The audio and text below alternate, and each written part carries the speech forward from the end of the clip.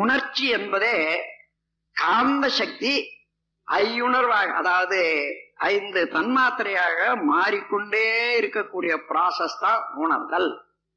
அது சமமாக இருக்கிற போது அமைதியாகவும், ஊக்குவிக்க போது இன்பமாகவும், அது ஊக்குவித்தது அதிகமாக புலன்களையோ அல்லது உடல் இயக்கத்தையோ கெடுக்கிற அளவுக்கு வர்ற போது துன்பமாகவும் மாறுகிறது. அப்போ உணர்ச்சி என்பது 4 வகை: துன்பம், இன்பம், அமைதி, பேரின்பம்.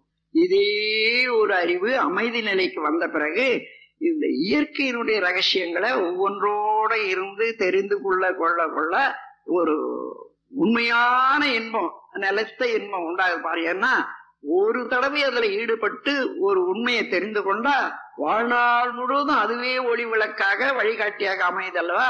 அதனால பேரின்பம் என்று சொல்லக்கூடிய நிலை அந்த 4வது நிலை. இந்த 4ம் ஜீவகாந்த சக்தியினுடைய பெருக்கத்தினாலையும் அதை உபயோகித்து பழகிக் கொள்ளக்கூடிய பழக்கத்தினாலேயும் உண்டாகும் என்று கூறி, நாம் புலன்களுடைய இயக்கத்துல அடக்கம் பெற்று கொள்வது ஒன்று.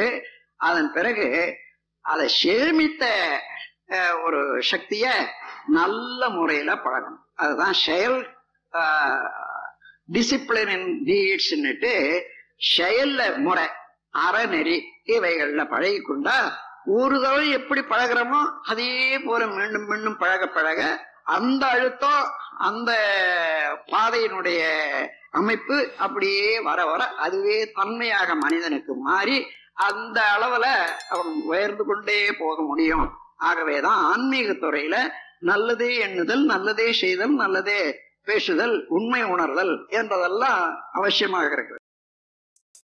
வணக்கம் அன்பர்களே, வாழ்க வையகம், வாழ்க வளமுடன். வேதாத்திரிய சேனலோடு இணைந்து கொள்ளுங்கள். உங்கள் உடல் நலம், மனவளம், உயிர் வளம் பெருக்கிக் கொள்ளுங்கள். உங்கள் வாழ்க்கையையும் பொருளாதாரத்தையும் உயர்த்திக் கொள்வதற்கான வழிகள் இங்கே சொல்லப்படுகின்றன. இன்றே சப்ஸ்கிரைப் செய்து கொள்ளுங்கள். வாழ்க வளமுடன்.